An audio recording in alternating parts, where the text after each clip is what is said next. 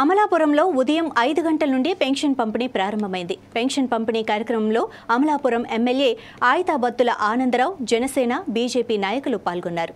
ఈ సందర్భంగా MLA Anandarao four sides టీవీతో మాట్లాడుతూ ఆంధ్రప్రదేశ్ చరిత్రలోనే సంక్షేమ పథకంలో భాగంగా గ్రామాన పెన్షన్ పంపిణీ పండుగ వాతావరణం నెలకొందని అమలాపురం ఎమ్మెల్యే ఆయితాబత్తుల ఆనందరావు అన్నారు.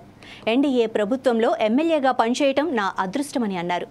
కూటమి ప్రభుత్వం హామీ ప్రకారం పెరిగిన పెన్షన్ బకాయిలు కలిపి 7,000 రూపాయలు లబ్ధిదారులకు అందజేశారు. కూటమి ప్రభుత్వం దివ్యాంగులకు 6,000, తీవ్ర వ్యాధులు కలిగిన వారికి 15,000 ఇస్తోంది.